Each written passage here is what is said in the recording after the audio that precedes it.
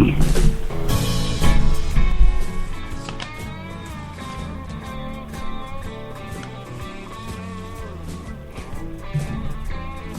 welcome to the Aging Boomers. I'm your host, Frank Sampson. And of course, for those of you who have joined us in the past, you know that our show discusses so many of the issues facing boomers, their parents, and of course, an aging population today. And so I want to first thank all of you for all your support. So many of you, again, going on to iTunes, iHeartRadio to subscribe. You could also download our free app on your iPhone or Android phone and get updated on all of our shows. So thanks so much for all your support with that. I want to remind everybody that today's show is sponsored by Senior Care Authority, a professional senior placement and elder care management organization that has a national network of advisors to help in determining the right path for senior living and receiving proper care. So whether it's in-home care, assisted living, residential, or memory care, get the necessary advice from a senior care advisor in your area by calling Senior Care Authority at 888-809-1231, or you could go directly to their website at www.seniorcareauthority.com. So as I say, I'm always excited by with our guests, but we're bringing somebody back who we've had on before, Jude Bijou. Jude is a respected psychotherapist, professional educator, and workshop leader. Her theory of attitude reconstruction evolved over the course of more than 30 years working with clients, students, couples, and families as a licensed marriage and family therapist. It is the subject of her multi-award-winning book, Attitude Reconstruction, a blueprint for building a better life. She discusses how to best deal with the fact that families can't help but experience emotions when through the aging process together, including emotions of sadness, anger, and fear. So that's what we're going to talk about. Emotions, Jude. First of all, Jude, welcome back to the Aging Boomers. Thanks so much for joining us. Thank you.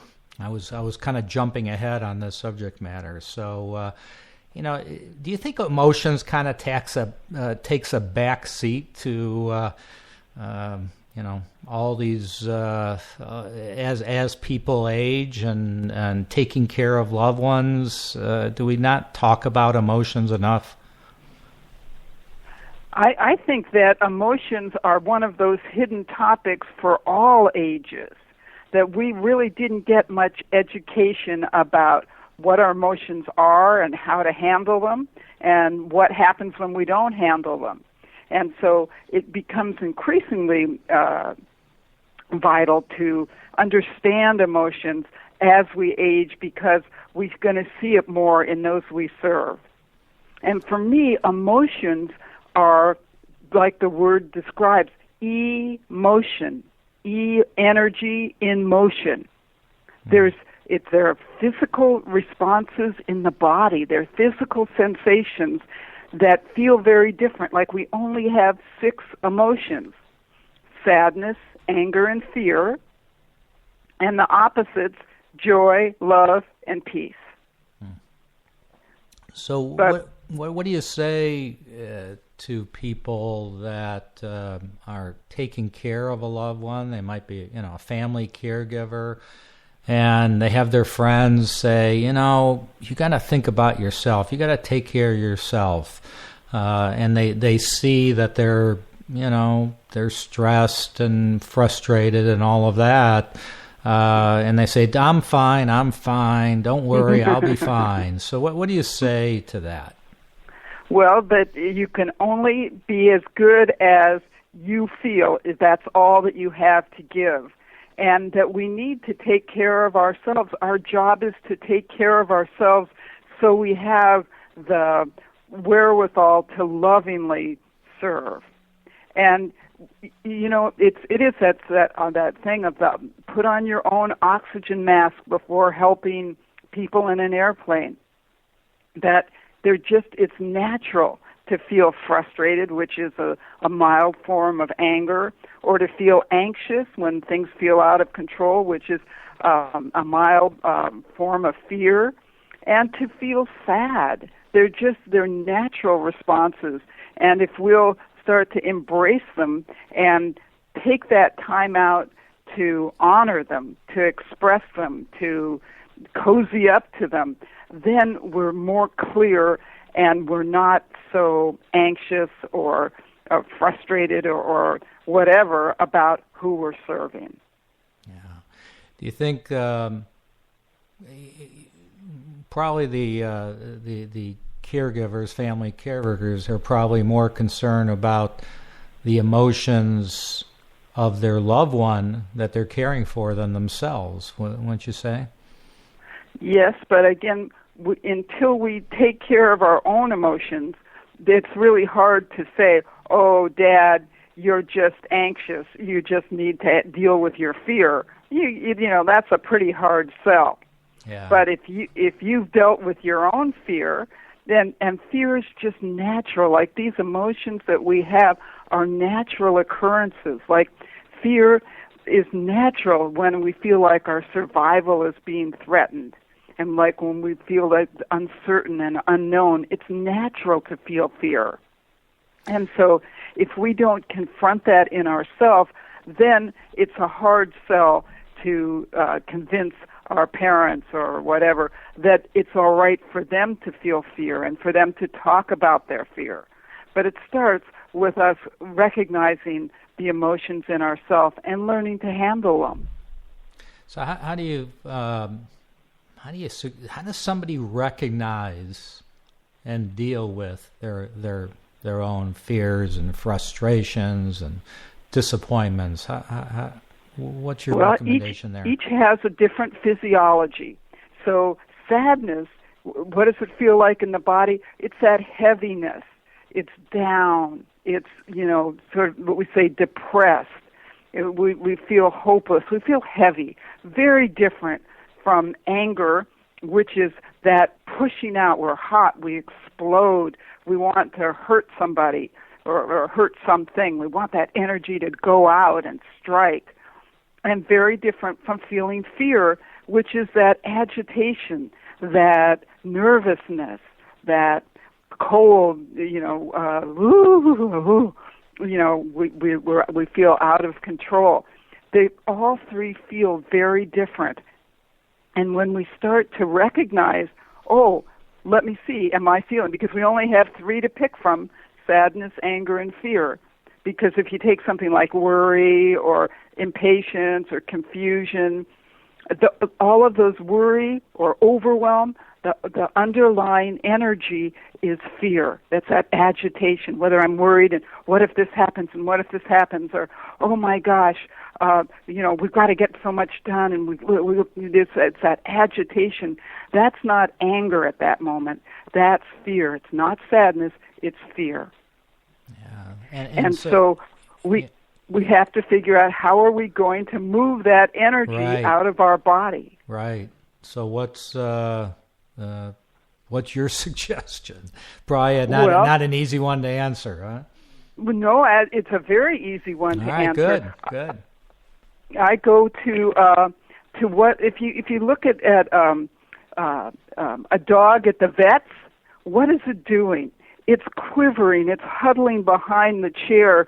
Maybe it's peeing on the floor, but it's shivering and shuddering in the same way that when we get in a traffic accident and the body goes into shock, it trembles. That's because the body feels like its survival is being threatened on a very primal level.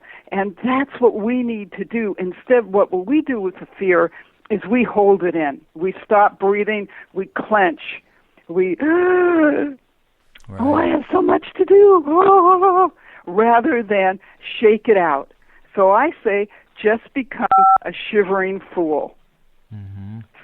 So it's, you can stand up, though you can do it sitting down, and it's just wiggling, up the spine, and you can ham it up, because it's just physical sensation in the body, And if we don't want it to come out and invade our mind and cause that worry and confusion and impatience and so on, we've got to let that energy out. So it's just, whoo, whoo, whoo, like if you can imagine like going to a scary movie and you just want, oh, whoo, whoo, well, you always see, even athletes, when they're, before a football game or a basketball or whatever, you see them kind of shaking their hands, blowing out air, doing whatever they need to do to get it out. Exactly, like swimmers are right. You see them, they're shaking out all that the tension. And that's what we need to do. And it doesn't take but a minute. And it feels so good if you do it like hard. But, like right now I'm wiggling, I'm just like shaking my hands and like just moving really fast or, it's sort of like, up my back and in my neck and, like I'm an athlete. Right. Or having to talk to 5,000 people. It's like, of course, and naturally you're going to feel fear. And so we just need to move that energy out of the body, and it makes us feel more of the emotion of peace. The opposite of fear is peace. We're relaxed, we're calm. And that's what we want to do, is replace that fear with peace. And the easiest way is to just shake that energy out of the body. And you'll start to laugh, which is always good. It's like, whoo, whoo, whoo, whoo, whoo. It's great to make noises. And you can put on music and, dance and just shake, because you have to give yourself permission to go through the embarrassment. Oh, that's silly. Oh, I don't have time. Well, it doesn't take but a minute, and it feels so good. The benefits are instantaneous. Yeah. And then we can handle whatever we need to do. Then we have to give somebody a shot. Okay, we can do it. We've never done it before, but we can do it. So those that kind of take your recommendations, just like the example you gave of on the airline of putting the mask over yourself first before you start taking care of others. So somebody does that. Now what about suggestions you can give to family caregivers, whether it be a spouse or an adult child, in helping their loved one deal with these emotions? What suggestions do you have? Well, excuse me. It's great to say and share with the person that you're caring for, hey, I learned this new technique. I realized I was scared, and so I learned to shake and shiver. How about you doing it with me? Because, again, you can do it if you're in a wheelchair. You can do it anywhere. You need to keep your eyes open and hold on if you feel dizzy. But you just say, just try it. Just humor me. Come on, it really feels good. Yeah. And so we take the emphasis off of the embarrassment for them by doing it with them. That's what I always do with clients. I say, let's shake. All right, so we both stand up, and I shake and make sounds, and ooh, ooh, and they start to laugh. Yeah, and I'm smiling. I smile as you're doing it. Exactly. Yeah. Exactly. And it's so simple, but it doesn't matter what you call it, what feeling you call it. That underneath that anxiety or that tightness is just fear. And we just need, instead of tightening up, because like one of the biggest things that happens when we have all this unexpressed fear is we can't sleep at night. And so, again, it's such a great thing to do is to shake and shiver before you get into bed. Or if you wake up in the middle of the night, shake and shiver. Or, again, tell who you're caretaking, you have trouble, you're lying in bed, just try wiggling and shivering a little bit. Mobilize that energy in the body, and it'll go out and it's replaced by relaxation. So if someone has still having difficulty, all right, maybe it's a little more serious. I mean, I know you're a well-respected psychotherapist. There's, I talk to friends and family, and, some say, oh, everybody should be going to a psychotherapist, and you got some that think it's kind of silly. But what point should someone, as it relates to the subject matter we're talking about, and they're still having, these various fears and anger or whatever, at what point should they really consider going to a professional like yourself?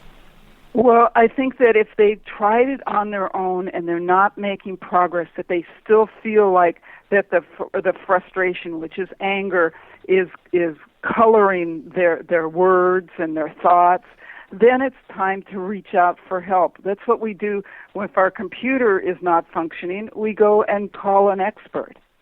Mm-hmm. And with everything, we really just need to go, it's human, and I need to get some help because I don't like what it's doing to me. I don't like that it's affecting my quality of life, and then that is what I'm projecting out into the world. Yeah. Can we talk a little bit also, and it might be similar answers you give, but, we talk about someone taking care of a loved one like a parent, and, you have so many people kind of getting it from both ends. We call that sandwich generation, where they're taking care of parents, they're also taking care of children, and issues. We hear more and more that children are adult children are living at home longer with their parents, and then that parent could be taking care of their parent. So what suggestions do you have, or are they pretty much the same, of handling those types of emotions and where, the stress is pretty high? Right. And it is a matter of dealing with your own emotions, and I'd love to talk a little bit about the sadness and the anger, because Sure. that's just part of living. But again, if we handle our own emotions, then we can share that information with both sides of the sandwich. And because what we really want to do, is a lot of listening. Mm-hmm. That, what is the effect that this is having on my children, that I'm, really preoccupied with caring for my parents. And so it's, again, we need to be clear so we're not defensive or just shoving it down there. Oh, there's just no way, I just have to take care of your grandparents. But it's like, no, we just need to listen to the effect that it has on our children and the effect that it has on our parents. That it's just one of those things that we can just, I say, put duct tape over our mouth, just ask the question, and then just listen. That nobody really feels listened to quite enough. Mm-hmm. And so that if we let people be able to voice their frustration or disappointment or and we don't take it personally, we just give them that space to say whatever they need to say. Yeah. That then it just automatically brings closeness.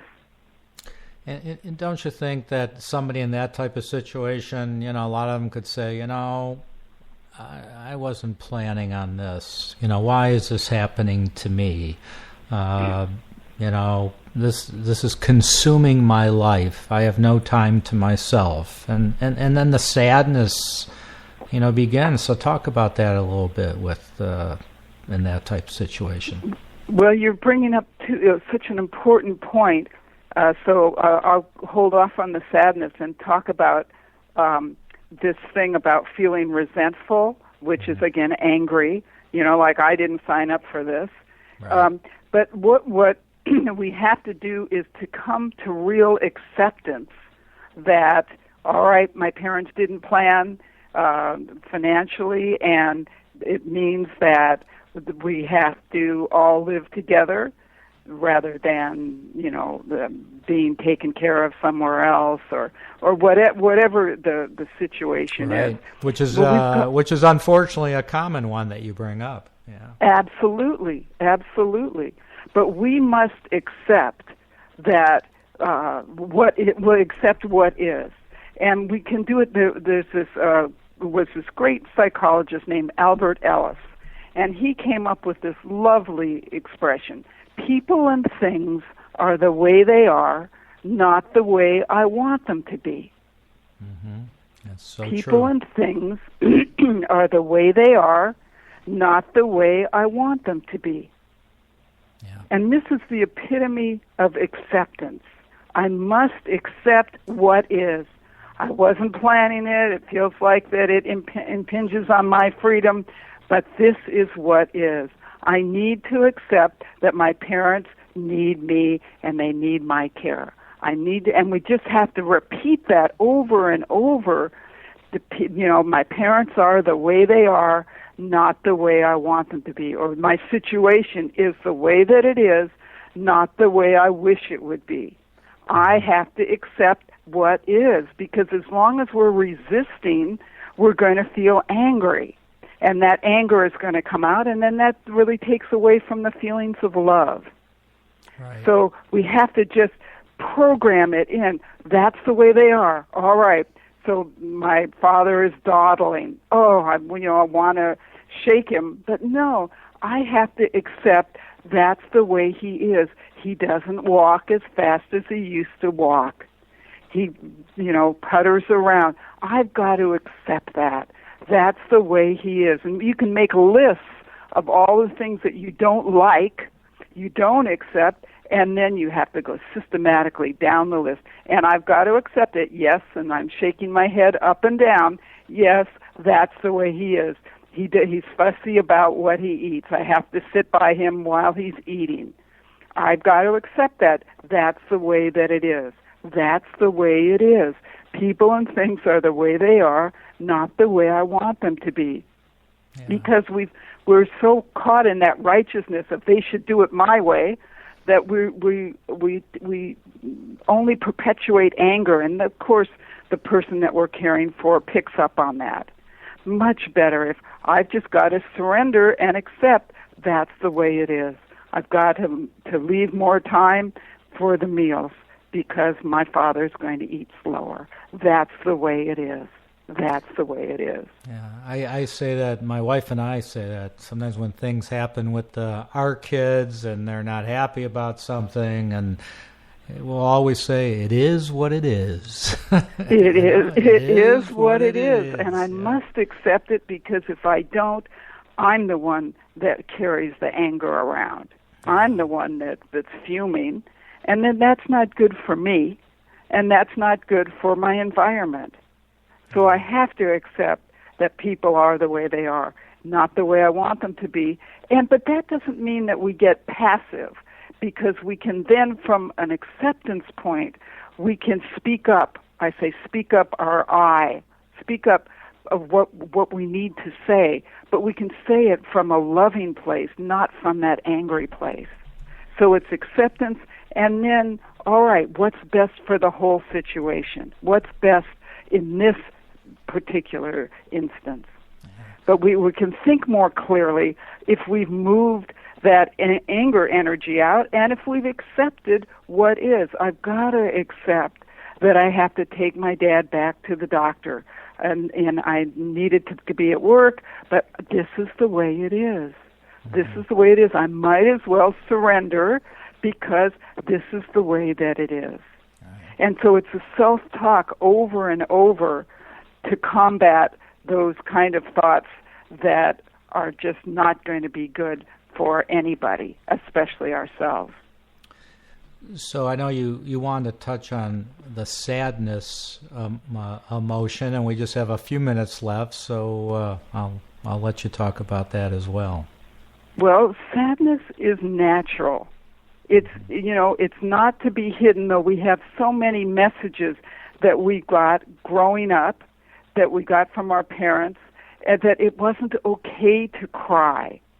And so, especially the older generation, I've got to be tough. I've got to hold it in.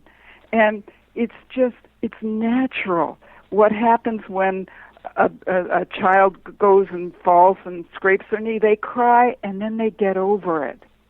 And with us, we have so many losses, and, a loss of our physical capabilities, a loss of loved ones, our loss of our mental faculties, that it's sad. It's sad as we age, and we need to cry. And it's okay. We don't cry about, how dumb I am and how stupid and how my life is ruined. It's just, I'm just sad.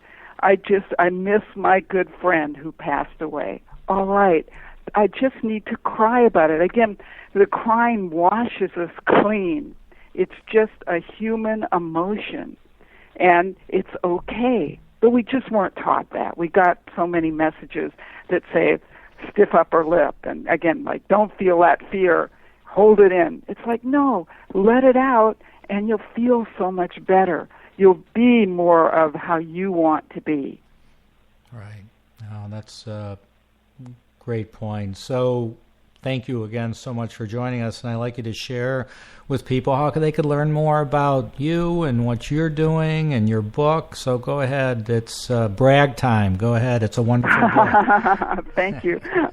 Well, I have a website, www.attitudereconstruction.com, and people can take a survey to determine whether it's their sadness, anger, and fear that's causing them the most in terms of bad attitudes. And the book, by the same name, gives very practical statements, and it just explains how we can move through the sadness, through the fear, through the anger, and so that you can look at the book, or you can sign up for a monthly free newsletter with just tips about what you can, little sensible things to do in order to make it so that you experience more joy, love, and peace. Right. Jude Bijou, thank you so much for joining us on the Aging Boomers. I love having you on. I look forward to having you on in the future. And just again, check out. You guys got to check out her book, Attitude Reconstruction. So thank you again for joining us. And I want to thank everybody out there for joining us as well. Just be safe out there, and we'll talk to you all soon.